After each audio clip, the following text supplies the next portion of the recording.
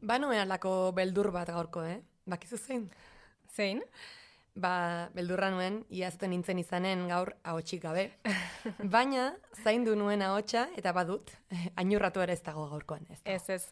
Ni ere oroitu nintzen, baina bueno, egia esan da, nik barkatuko nizuke, eta hala balitzere, ahotsa urratuta bazenu ere, badekit ez zinatekeela bakarra, ez baita gutxiagorako, gaur hasten baita greba feminista orokorraren ondoko aldia. Eta horregatik entzule ahotsik gabe egotea ez ezik, aje emozionalak jota egotea ere ulertuko genuke erraz gainera. Pentsa, hain da berezia eguna, ezen, ohartuko zineten berria efemeren argitalpen eguna ere aldatu baitugu. Nahi. Ezin genuen gehiago itxoin, grebaren soinu kronika bat plazaratzeko, nolabait, azaroaren 30-ko greba feminista orokorraren soinu banda jasotzen saiatzeko. Inork igual galdetuko du, zein izan da grebaren soinu banda. Asko izan dira, eta saiatuko gara hoietako batzuk gogora ekartzen. Euskal Herritik kanpo direnentzat ere polita izanen da, minutu batzuez sentiaraztea hemen izan zirela nolabait, eta hemen izan direnei lagunduko die eguna hobekixeago oroitzen aurrerantzean, oroitzen nolakoa izan den Euskal Herriko lehenbiziko greba feminista orokorra. Mugimendu feministak deituta, eta gehiengo sindikalaren babesean, milaka eta milaka lagun atera dira kalera Hego Euskal Herrian, zaintza eskubide kolektibo unibertsalaren alde. Greba feminista! Zaintza eskubidea! Denontzat! Zaintza eskubidea! Denontzat! Egia esan, duda dut zenbat gauza, gertakari, sentipen kabitzen diren egun arrunt batean, edo zein astegunetan, edo ostegun normal batean, baina hori ausartzen gara hau baieztatzera, konbentzimendu esoz. Zenbat kabitzen den 24 orduan, baldin eta greba feminista orokor batean bizi bagara. Eta bizi izan dugu, bai? Beraz, nolabait, orain badakigu eta konta dezakegu. Konta dezakegu zer egon den, baina bide batez, igual hobe genuke hasi aipatzen zer ez den egon, greban. Greba batek hori dakar, beti, ezta? Kolpez gelditzea eta geldiaraztea, planto egitea. Bai, adibidez, denda asko establezimendu mordoa, itxiko ziren azaroren 29ko iluntzean, baina ordea ez ziren ireki, biharamunean.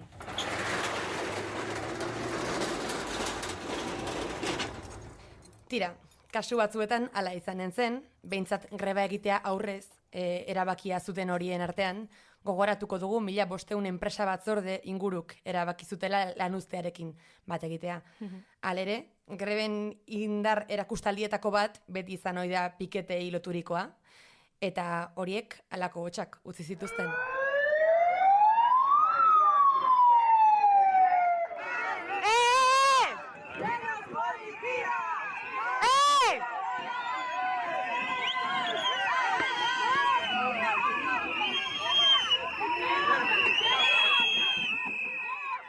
Sirenak, oihuak, lapikokadak, txistuak eta txilioak berriz, eta aldarriako zen, oso zen. Alakoxea izan ohi da pikete baten soinu banda, eta alakoxea da azaroaren 30ko goizaldean ordu txikietan gertatutakoena ere. Greba egun bat ez baita zerua argitzearekin batera hasten. Bueno, izatez, toki batzuetan argitu, oraingo honetan ez zuen askorik argitu ez da, haze eguraldia izan genuen, euriza parra da, eta eguna hilo, baina, bueno. Bai, eguraldia ez genuen alde izan, baina, bueno, behitu ala ere ze egiteko gai izan zen jendea, oso goiz hasita, izatez gauerdiarekin batera hasi zen borrokarako eguna azaroaren 30ean, 12 jo berritan, hainbat herri eta hiritan egin zioten ongietorria greba egunari.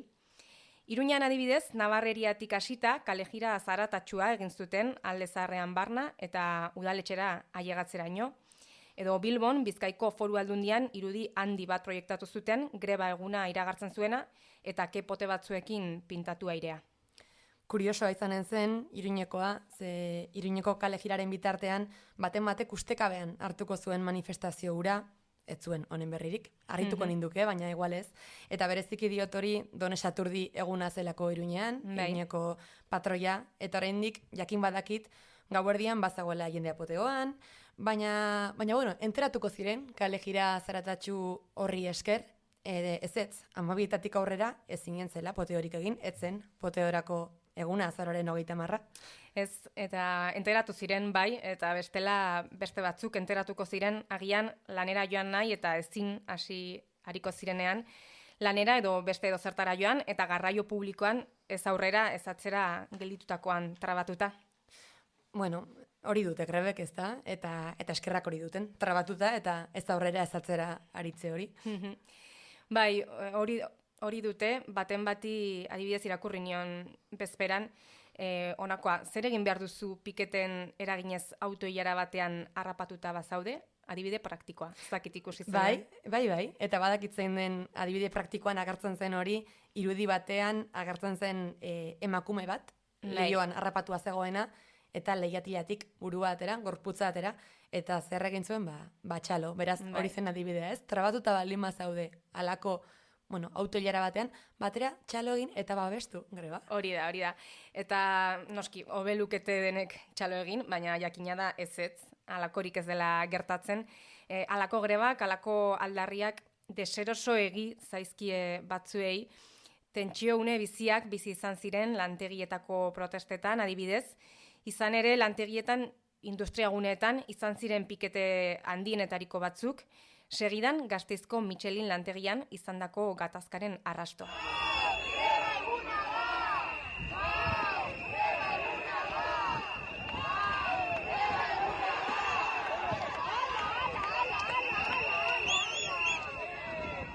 Dozenatik gora langile ezin lanera sartu egon ziren Michelinen, ertzaintza oldartu egin zitzaien sarrera oztopatzen ari zirenei eta 2 pertsona atxilotu zituen. 2 atxilatuak lab sindikatuko ordezkariak ziren eta ordu batzuetara utzi zituzten aske. Eta atxilotuak aipatuta ez dugu ahaztuko Donostian, Gipuzkoako Foru Aldundiaren egoitzan kateatutako militante feministak arrastaka eraman zituela ertzainak eraikinaren barrenera. Irudi horrek, atentzioa eman zuen, saretan bolo-bolo zabalu zen eta arrazoiz. Hori izan zen eguneko irudietako bat, eta garraioa aipatu dugu, goizean goiz Iruñerriko mankomunitatearen autobus zerbitzua ematen duen egoitza nagusia moztu zuen mugimendu feministak, ia ordu betez, eta kaleetan nabaritu zen ordu betiko etenaldia hori izan zen beste irudietako batzuk. Bai, Euripean gainera aritu ziren, dozenaka feminista, eta bai, gelitu zuten, gainera, entzun nuenez, bilabesak 6etan, goizeko 6etan ziren ateratzekoak, ez da, orduan hasten dutelako zerbitzua, jakin dut, 7 amargutxira arte ezin izan zirela atera, eta niri, kontatuko dut kuarriako bate kontatu zuen, nola bere lankide bat ari zen kexaka WhatsApp taldean, esanez, normalean 20 minutuko tarte hartzen dion bide bat egiteko nola behar izan zuen ordu terdi, ez da? Eta kexa horrek, nabaritu zuen. Bai, eta post txiki bat eman segun askori nik uste, baina, horakoa esan dugu, ez da? Hori dute grebek, berandu iristea, eta listo. Eta, besteak beste. Eta, Bilbon ere autobus geltokian eseraldia egin zuten, autobusak geldirik egon ziren, han ere, sartu eta atera ezin da, eta zenbait grebalari identifikatu egin zituzten. Alaber, Sabino Arana etorbidaren bide bat ere moztu zuten. Altsasun berriz, Ibarrea industriagunearen sarrera oztopatu zuten, eta Baztan bidasoan N121 errepidea moztu zuten, eta ilara handiak sortu ziren. Hala ere, hauek adibide batzuk baino ez dira, hainbat eta hainbat izan zirelako. Bai, hasiko bagina euskal geografia errepasatzen, segurazki dozenaka eta dozenaka genituzke hemen, adibide gixara, dena dela, jakin dut, eta ez daukitago ikusia duzun, edo entzulezuk entzuna duzun, baina horietako batean, garraio oztopatu zuten horietako batean, udaltzain batek grebalariei argitu ziren gauza bat, ez? Esan ziren, etzela hori greba orokor bat, baizik eta emakumeak feminismoaren alde. Osak, eskertuko diogu hemendik, orain, epatuko dugu, eskertuko diogu hemendik udaltzainari argitu izana zer den eta zerretzen, ze igual guk ez genekien, ez da? Eta behar genuen udaltzain horrek esplikatzea guri ez genekiena. Egia esan ez nuen ikusi, hori, baina tira, agian erantzunen diogu udaltzainari hemendik. Beitu gauza batean arrazoi duzu, bai garela emakumeak feminismoaren alde, hori ez da gezurra, baina bai gauza batean oker zaude. Hau greba orokor bat izan da, greba orokor feminista. Berria FM. Berriako podcast feminista. Berria FM. Egia esan, gauza asko eta asko komenta genitzake gaur, greba egunean ikusi, aditu, bizi ditugunei buruz, egunek aurrera egin ala ere, akaso etorriko zaizkigu beste gauza asko burura. Ez da oraindik buruan ez dituguna, baina etorriko dira seguru asko hausnarketa gehiago, gauzaren batek aserretu gintuen edo ez, unkitu gintuen edo ez, okurritzen zaizkit hainbat, baina hasiko bagina. Hori da. Baina, ari gara grebaren soinu bandaz, eta beste soinu bat adituko dugu orain, ea entzule gaitzaren ezagutzeko.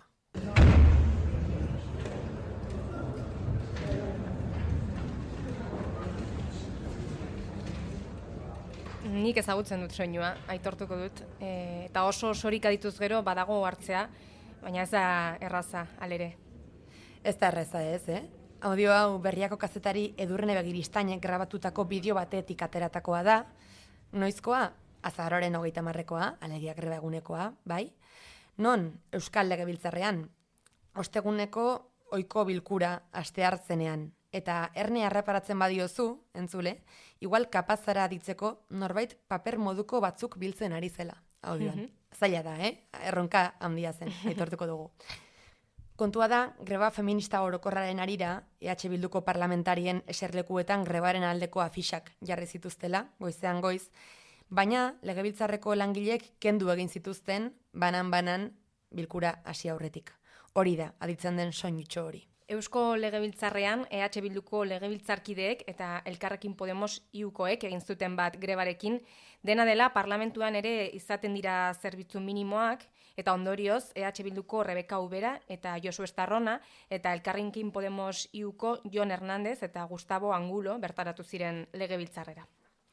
Nik ikusi nuen, beste talderen bateko legebiltzarkideren bat postu ere egin zela, joan ez ziren horien ausentziagatik, eta ez bereziki greba babestu zutelako, Ez bereziki. Ausentziak postu zituen. Baina tira, ez gara nekatuko horretan, batek ulertzen baldin badu, ulertuko du. Baina, gaur ere ez dugu mugatu nahi Eusko Legebiltzarrera, horma horietatik kanpo ere badirelako osoko bilkurak, hori badakigu, eta are gehiago, eraikinetatik kanpo ere badira bilkurak, kalean, karrikan, herritar mordoa aurrean delarik. Izan ere, greba egunean, osoko bilkura herrikoia antolatu zuten Bilbon, zaintza eskubidearen alde lan egiten duten eragileek mozioak aurkeztu zituzten, eta herritarrek erabaki zuten horiek onartu edo ez. Bueno, zer iruditu zaizue? Aprobatuko ditugu mozio hauek, aldeko botoak. Bueno, kontrakoak eta abstentziorik badago? Hay uno que se levanta, pero es por confusión, es porque no cabe. Hor zaudetenak. Bueno, hau batez aprobatuko dugu orduan. Va, estupendo. Ez que, hauek bai jartzen dutela gorputza zaintzetan, Hauek bai direla benetan, borroka eredugarria. Nosotras nos quejábamos de haber empezado los piquetes a las 7:30 de la mañana, pero estas que han contado, las del servicio de ayuda a domicilio, de 7 de la mañana a 10 de la noche, apoyando los cuidados. Eso sí que es poner el cuerpo. Behingoz aitortu daitezela zaintza lanak. Hori nahi dugu greba feminista orokor honekin. Behingoz aitortu daitezela. Behingoz aitortu daitezela zaintza lanak, bota du. Grebaren helburua biltzen duen muinatako bat, esanen nuke, zeona alako ekintza bat egin izan aizu. Eta zeona hau batez aitortu izana mozioa, hain erraza balitz, ojala. Bai, noizbait igual ez da izanen hain parodia, ez da hain fikzioa, ea ala den. Alere, badakizun nola zuten izena izketan ari diren bi alkatek? Aburto ezen, nola ziren? Etzen aburto. Bata, zain, eta bestea, tza. Zain eta tza, bai. Olat Silbak idatzitako kronikari esker jakin dut hori. Eta bizenik bazuten? Nik dakidala ez zain eta atza ziren, izenez, esanen nukea bizenik gabe, baina zer zuri okurritu zaizu, abizenen badi hartzeko edo. Bueno, ez dakit, zain eta atza badira, igual jarriko nizkieke publiko eta komunitario, abizenak, agian. Oson ikasi duzuzuk, aldarria zein den, eta sumatzen zaizuan, ederki. Nahiko nuke denek ainon giltzatua izatea, lezio horiek. Bueno, eginda lana horretarako eta eginen da oraindik ere, kalean, besteak beste, ze aldarriak atzo beste zeren gainetik kalean izan ziren. Zaintzaren auziarekin lotutako mezu asko irakurri eta entzun genituen, askotariko leloak eta aldarrikapenak pankartetan, karteletan, arropetan idatzita, eraikinetan edo baita traktoreetan zintzilik ere, bozgoraietatik eta megafonetatik entzun genituen beste asko, eta izanen da, aipatu dugu, gaur ahotsa urratua jaikiko zenik ere. Ez guk, baina beste batzuk seguro baietz. Baten bat seguru. Horregatik, atzo ikusitako zenbait mezu apuntatu ditugu, egunak emandakoaren beste argazki bat utz dezaketelakoan, hasiko naiz batzuekin. Bota, bai. Adibidez, hauek irakurri eta entzuen nituen nik, nire amaren pentsioa defendatuko dut. Hori bazen beste aldarrietako bat, ez da? Pentsio duinen aldeko aldarria ozen entzun zen kaleetan, eta hoxe adibide, nire amaren pentsioa defendituko dut.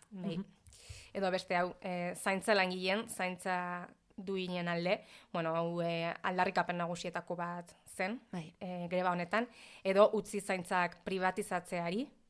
Beste hau, okerez banaitz neska gazten pankarta batean irakurri nuen, sistema hau ez dugu zainduko, ala esan zuten, argi neska gazteek, edo noski, beste hau, ez gaude guztiak zaintzaileak falta dira. Eta behitu, zaintzaileak aipatuta, zaintzalanetan aritzen den Katia Reinbenbergek, bidez bide elkarteko kideak, mezutxo bat bidali digu, Andre migratzaien egoeraz hitz egiten, eta oraintxe jarriko dugu, ongi iruditzen bazaizu xue. Ederki, aurrera. El trabajo de cuidado ven siendo sostenido en las espaldas de las mujeres migradas. Gobierno vasco, dejar de hacer políticas parte, dejar de pagar cuidados na figura de trabajadora de hogar, dejar de hacer privatizaciones, por la erradicación do trabajo de interna, gorra barroca feminista. Zaintza lanak emakume migratuen bizkar erortzen direla dio, Eusko Jaurlaritzari exijitzen dio adabaki politikak egiteari uzteko, eta zaintzak etxeko langileen figurarekin ordaintzeari uzteko, baita etxe barneko langileen figura desagerrarazteko ere, horixe ba. Bai, eta etxe barneko langileei referentzia, sarri egin zitzaion, ez da, greba egunean, askotan, batez ere zuk aipatu duzun lelo horrekin, ez da, ez gaude guztiak zaintzaileak falta dira, batzuek ez zutelako aukerarik karrikan egoteko ez pankartarik hartzen, ez oiuka, beraz, haientzat ere, izan zen greba hau, beste modu batera izanik ere. Baina bai, nik ere ekarri ditut beste lelo batzuk, nik ere idatzirik ikusi nituenak, edo aditu nituenak manifestazioetan, hause bat, paperik gabe, eskubiderik ez. Eta hori ere, beste bat, ez da? Bai, haien gainean erotzen direlako hein handi batean, zaintza lanak, Katiak aipatu duen. Eta atzerritartasun legearenkin kritiko, jakina, erroldarako eskubiderik ez zuten hori entzatere izan ziren hitzak eta aldarriak. Beste bat, hau, kuriosoa egin zitzaidana, eta honek hartzekoa, AHT-arentzako dirua gastu sozialetarako. Izan dadila. Bai, nik ere aditu nuen. Biborrokaren, elkarketa izan daitekeena, jakina, bataren kritika eta bestearen exigentzia. Beste bat, hau askotan aditu nuen, eta bereziki aipatuko dut Iruñeko manifestazioan, El Corte Inglesen parean egintzen geldialdian, hau fuerte oiokatu zen, bi hauek fuerte oiokatu ziren, batetik nien hau poliziak zaintzen, lagunek baizik, zergatik egintzen batez ere hor, poliziaz josia zegoen egia esan da Iruña, greba egunez, baina El Corte Inglesen atarian egun osoan zehar izan ziren poliziak, etxatzen dut piketeak eragotzi nahian, eta mezu hori bota genuen ez da. Zaintza eta polizia elkartzen dituen esaldi bat, ez da, nien hau poliziak zaintzen lagunak baizik. Eta dezente zabaldu da Twitterren ere irudi bat, zeinan agertzen den pankarta handi bat justu mezu horrekin, eta pankartaren gainean bi polizia, beraz nahiko esanguratsua. Esanguratsua bai, eta beste leloetako bat, hori ere El Corte Inglés eta alako merkatalguneen parean asko eginen zena, patriarkatua eta kapitala aliantza kriminala. Hori da. Hoiek dira zabaldu ziren mezuetako batzuk, eta noski, beti egoten dira puntu sortzaileagoa dutenak ere mezuak zabaltzeko orduan. Adibidez, Twitteran hau ikusi genuen afixa batean, eskela formatuan irudikatua zegoen eta testu hau idatzia zuen, erdara zegoen, baina itzuliko dugu. Ana, zaindu zituen senarra, 6 seme-alaba, 10 biloba, etxea. Berak zaintza behar izan zuenean, ezin izan zuen ian 3.000 euro ordaindu egoitza bateko plaza batengatik. Tuteran hil zen 93 urte zituela, egoitza publiko bateko plaza baterako itxaron zerrendan 5 urte eman ondoren. Bere betiko oroitzapenean, azaroaren 30eko greba feminista orokorrarekin bat egitera deitzen dugu. Zaintzarik gabe ez dago bizitzarik. Zaintzarik gabe ez dago bizitzarik, eta nik esanen dut lelo horrek olio ipurdia jarri zidala, behin baino gehiagotan. Iruditzen zait, indarra handikoa eta esan nahi handikoa jakina, eta horren antzeko bat ere bai, ez da, bizitza bizigarria da, zaintzen baldin bada. Eta badut beste bat, aukeratu behar izan dut, asko genituelako. Nahi. Beste original bat egia esan da, nahiko sortzailea ere esanen nuke, Maixa Utrera kazetariak bidali zidan, Skypera, Gasteiztik. Ez da lelo bat bere horretan, baina bai salaketa bat, istorio baten bitartez kontatua. Erresidentzia baten aurrean jarri ziren zenbait emakume, denak zuten zeloarekin ahoa tapaturik, baina kartel batzuk zituzten eskuetan, eta karteletan, askotariko istorio kontatzen zituzten, eta bata hau da. Egoitzan sartzean ez nuen inkontinentziarik. Artrosiagatik kosta egiten zait komunera iristea. Pixoia jarri didate, eta orain bai inkontinentzia dut. Eta horrekin, nik uste gainera aurrekoan Erkuden Txokarrorekin hitz egiten genuen zaintzalaren nolakoa behar duten, zaintza sistemak nolakoa behar duen, eta berak gogor kritikatzen zuen, askotan mendekotasunera bideratzen direla zaintzalanak, ezta, eta honekin lotu liteke salaketa hau ere, ezta. Bai, noski. Halakoak ere izan genituen. Bai. Nik egia esan enuen ikusi irudi hori eta unkitu nau orain zu entzuterakoan egia esan. Eta, tira, performance moduko asko ere egin ziren, eta, salaketak ikusarazteko modu asko egon ziren, nik Bilboko adibide bat dut buruan, adibidez, gazte kantolaturikoa, gazteengan osasun mentalak zer eragin duen bistaratzeko egin zutena. Bai, hori bistara ere begietara aski deigarria izan zen, bai. eta hori ere gogoan dut. Eta askotarikoak izan zirelako, aldarri asko izan genituen kalean, ikusi genituen kaleetan, eta aditu ere asko, aditu genituen, oihu asko zendu baitziren grabalarien ahotatik, baina ez ziren soilik aditu oihuak, txaloak ere asko aditu genituen, eta toki batzuetan nahasi ere egiten ziren, ezta, oihuak eta txaloak. Hala izaten zen, ez nahastu ginelako, ez grebalariek nahastu zirelako, hala gertatzen zen adibidez pikete solidarioetan.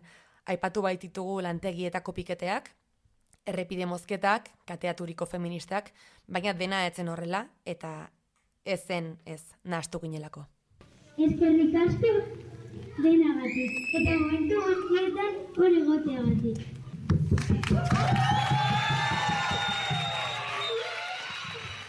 Bizitza ezin denez eten, zaintza lanak ezin direnez gelditu, berez grebaren aldarriekin bat egiten duten zaintzaile asko, langile asko lanean izan ziren atzo. Manifestazioetan ere aditu genituen hori gogorarazten duten oihuak, eta horregatik goizean pikete solidario asko izan ziren osasun zentroetan, adinekoen egoitzetan, aurreskoletan. Langile hoiei eraman zizkieten besoko more edo laranjak, baita amaiketakoa ere, eguna apur bat goxatzeko asmoz. Eta babesa erakutsi zieten, batez ere hori, babesa. Haiek zirelako atzoko protagonistak. Hori egin zuten, esaterako Iruñeko erruki etxean, Nafarroako egoitzarik handiena da, 480 egoiliar ditu, eta 272 langileari dira hor lanean. Bada, 7, baino ezin izan zuten greba egin atzo, eta salatu zuten, hain zuzen Nafarroako gobernuak oztopatu egin zuela behar ginen grebarako eskubidea, gutxieneko zerbitzu neurrigabeak ezarri zituelako. Langile hoiei babesa eta elkartasuna adierazi zien mugimendu feministak eta sindikatuek ere bai, piketeak lantokiraino eramanda. Eta ez zen kasu bakarra izan, noski, ez da gutxiago ere, zaintza sektoreko beste hainbat langilek ere bat egin zuten aldarrikapen horrekin, eta zaintza eredu publikoa, unibertsala eta kalitatezkoa exigitu zuten. Esaterako Iruñean ere emakumeen etxean protestara batu ziren etxez-etxeko laguntza zerbitzuko langiletako batzuk, eta eskerrak eman zizkioten mugimendu feministari, beren aldarrikapenei bozgorailua jartzeagatik. Izan ere, mugimendu feministak hasieratik aldarrikatu zuen greba honetan beste borroka molde batzuk bilatuko zituela, asko greba egitea ezinezkoa izanen zutelako, hortaz, oihuak bai, baina baita txaloak ere. Baina badira greba egin ezin duten beste persona batzuk ere, noski, eta lanlekuetara soilik ez, espetxeetara ere heldu zen elkartasuna greba egunez. Donostiako piketea adibidez, Martuteneko espetxera joan zen, eta han preso dauden emakumeek idatzitako gutun bat irakurri zuten. Honela zioen. Azaroaren 30ko greba dela eta zuekin konpartitu nahi ditugu espetxean ere zaintzaren inguruan ditugun bizipenak. Emakume presoak zaintza berezia behar duten beste emakume presoak zaintzera derrigortzen gaituzte zigorraren mehatxupean. Erantzun egin zuten eta erantzun hori presoi helarazi zieten greba egunean.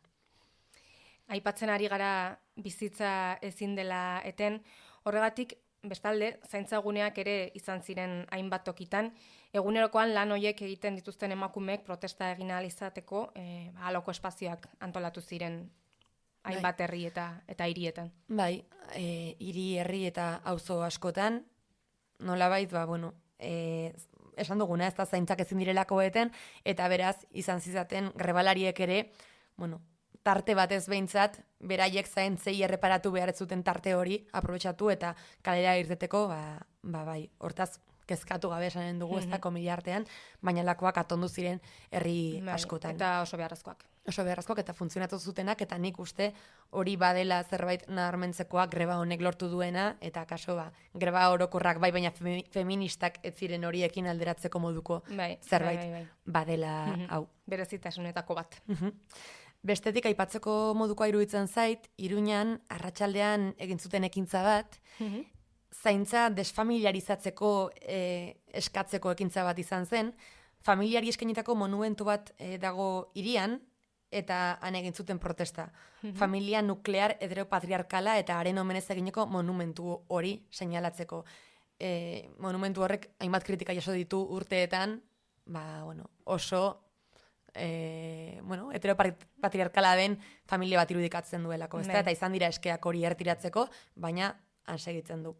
Eta han egin zuten ekintza hori oso bisuala izan zen, berezan ekitaldean nabarmendu zuten familia izan dela emakumeak etxekotzeko eta lana musutruk esplotatzeko instituzio nagusia, familia, generoaren araberako lan banaketaren oinarria, afektuak disiplinatzeko eta heteroaraua ezartzeko makinaria. Esan zuten familia dela zaintzaren koltsoi nagusia, zerbitzu publikoak eta komunitateak egiten ez zutenaren aurrean. Ez da, sistemak bermatu ezin duena familiak hartzen duelako bizkarrean. Horregatik, zaintza lana eta ardura banatzeko eskatu zuten sostengu kolektiboa eraikitzeko, hori lortzeko, eta sostengu kolektibo hori irudikatzeko bularretakoekin osatutako sare bat egin zuten eta horrekin estali zuten monumentua. Ikusi nuen bai, eta arreta ditu zidan agian protesta egiteko moduagatik, ez bularritakoen kontuagatik, baina garrantzitsua iruditzen zait zinbestekoa familiaren kontu hau seinalatzea. Eta tira ekintza asko eta askotarikoak egon ziren atzo Euskal Herri osoan zehar, luze jarrai genezake hoiek zerrendatzen eta komentatzen, baina gauza bat argi dago. Atzokoa inflexio puntu bat izan zen, zaintzaren auzia lehen lerrora ekarri zen, modu literal eta figuratiboan, inoiz ez bezala. Esanen nuke duela urte gutxi batzuk ez genuela alakorik imaginatu ere eginen, beraz, soilik horregatik jada lorpen izugarria, iruditzen zait. Grebak balio izan zuen erakusteko zaintza ezinbestekoa dela, bizitzak aurrera egin dezan eta ezin dela gelditu, esan dugun bezala, eta horrez gain politikoa dela, premiazko neurriek eskatzen dituela, ezin duela itxaron, eta gizarte osoak hartu behar duela ardura bere gain. Eta, oroitzen ez, diskursoen amaieran, askotan mezua botatzen zen ez da, gizon hartu zure ardura. Besteak beste, edo batik bat gizonei. Baina, guari aritu gintezke luze komentatzen gure artean zertarako balio izan duen Euskal Herriko lehenbiziko greba feminista orokorrak, ze lortu den ere izan dugu ahotan izatez, baina akaso hobe dugu dakienare galdetu, edo behintzat antolaketa prozesua ederki ezagutzen duen bati galdetu, mugimendu feministari galdetzea dugu honena. Eta horregatik, telefonaz bestalde dugu denon bizitzak erdigunean plataformako kide Helene Lopetegi. Helene, ongi etorri Berria FMera. Kaixo. Helene, galdera aixe eginen dizugu hasiera batean, zer moduz zaude, nola zaude gaur, halako egun baten biharamunean, zer moduz bizitzen zen uten atzokoa? Egia esan oso pozik, ez? Nekatuta, baino oso pozik. Nik uste datzako eguna, kristona izan zela. Euskal Herriko txoko ezberdinetako argazkiak ikusten baitugu, egun osoan zehar, zenbat jende egon zen kalean, ze lortu genuen, zenbat jende mobilizatu genuen, nik uste poziko egoteko modukoa dela, ez? Eta nik uste oraindik atzoko rezaka modukoarekin. Aje politak dira, dena dela, ez da horrelakoak. Aje eta bieramun politak. Aipatu dituzu argazkiak eta bai Helen, argazki mordoa ikusi genituen atzo, greba egunez, eta izanen zen, akaso, kazetari asko izanen ziren, argazki horietan agertzen diren personak, ez, kontatzen, ez, zenbatzen, eta egia da kazetariok asko jo dugula zenbakiei begiratzera. Baina, nabarmendu duzue, zuek greba honek zenbakietatik harago duela balioa, ez da? Ez zenbakietan soilik, behintzat. Mugarri bat ezarri da, zuen ustez, greba honekin? Bai, nik uste mugarri bat izan dela. Azteko eta behin, orain arte bizigabeko greba bat bizitzan genulako, ez? Berezitasuna zuelako, ez? Feminista orokorra zelako, eta orain arte ez dugu kontzeptu hori erabili, eta gainera zaintza bezalako gai batekin greba orokor bat deitzeko gaitasuna izango genuenik ere, duela urte batzuk, segurazki ez genuen pentsatzen, ez? Eta hori bai, zuk diozun bezala, berezia zen greba hau, ez zelako soilik kuantitatiboa, edo ez zelako soilik kontuan hartuko abertzen bat lantoki izen ziren edo, hori ere garrantzitsua zela noski, baina garrantzitsuagoa zen ere gaia bera sozializatzea, zentzalangiak erdegunan jartzea, prozesuari garrantzia ematea, ez? Eta nolabait, orain arteko greben iruditegia edo aldatzea, ez? Greba oroko horrei dagokienean ari naiz, ez? Parte hartzeko modu berriak asmatzea, egun osoko lan uztea egin ezin zuten kide guzti horiekin, prozesuan ere beste modu eta beste forma batzuk bilatzea, eta nik uste hori lortu genuela, ez? Eta ipatu ditugun argazki guztietan ikus daiteke, nork hartu zuen atzo lehen lerroa, eta nik esango nuke mugarri historiko bat jarri genuela, bai. Hala ere, Lene, hau ez da hemen bukatu, hau urrats bat da, urrats oso garrantzitsu bat, baina bideak aurrera jarraitzen du. Besteak beste, dagoeneko eskatu diezue instituzioei, Eusko Jaurlaritzari eta Nafarroako gobernuari zaintzari buruz hitz egiteko mahai bat sortzea. Hortaz, gaurtik aurrera zer? Bai, zuk esan bezala,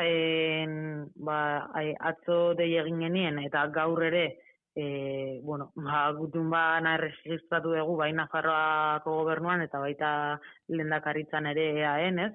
Eskatuz, lehen bilera bat, mahai intersektorial bat sortzeko, izan ere prozesu honetan, mugundu feministaz aparte ere, aritu gera elkarlanean, sindikatuak, herri mugimenduak, bestelako eragileak, ez? Eta denok daukagu erantzukizun bat, eta zer esan bat, gai honekiko, eta instituzioekin elkartu nahiko genuke, guzti honetaz hitz egiteko, eta aurrera begira, eman barreko pauso ez hitz egiteko, eta nolabait, horren daukagun sistema horrekin bukatzeko, ze sostengaitza da, batez ere, emakume askoren biziak jokoan daudelako, ez, beraien lan baldintzak bizi duten prekarietatea, ez, eta bestetik ere, gaur egun, negozio bat delako, eta ez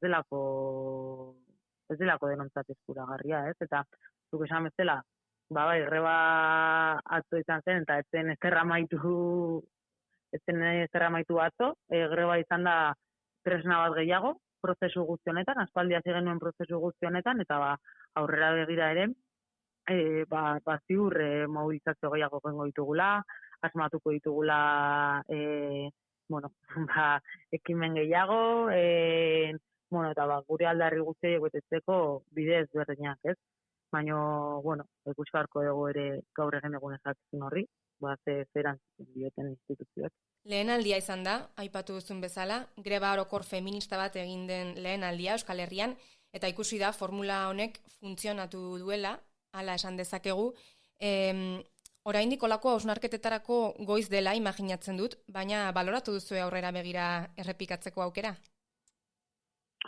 Oraindik ez gara xeri balorazio sakonak egiten eta aurrera begira, ea noiz egin alko egun olako beste greba bat, lan handia eskatzen duelako. Bai. Baina, bueno, nik uste, greba oraindik ere, tresna erabilgarri bat dela, ez? Eta bere emaitzak ematen dituela. Atzoko grebaren aurretik beste bi greba feminista egin genituen, eta nik uste horiek utzitako posoi esker ere, atzoko greba aurrera ateratzea lortu genuela, eta eman nahi genuen salto hori eman genuela, ez? Hau da, gizonek parte hartzea, eta batzuk parte hartu dute, eta ikusi ditugu ardurak hartzen, eta zegokien leku horretatik lanean, ez? Beste batzuk ez dute hartu oraindik, orduan, horrendik ere, lan egiteko, ez? Orduan, ikusi beharko genuke aurrera begira ere, ea beste olako bat antolatuko genuen, edo. Ederki, eskerrik asko Helene gurekin izateagatik, gaurkoa bezalako egun batean, eta zorionak egindako lanagatik eta lortutakoagatik. Bai, mi esker zuei. Eta hartu atxeden, Helene, zuk eta zurek ide guztiak, uste dut, ez? Nekea, poza eta denetik dugula gainean askok, beraz, gozatu orain, emaitzaz eta hemendik aurrerako bideaz ere bai. Bai, hori da, mi esker zuei ere. Eskerrik asko, Helene. Aionen gara. Aio. Bai.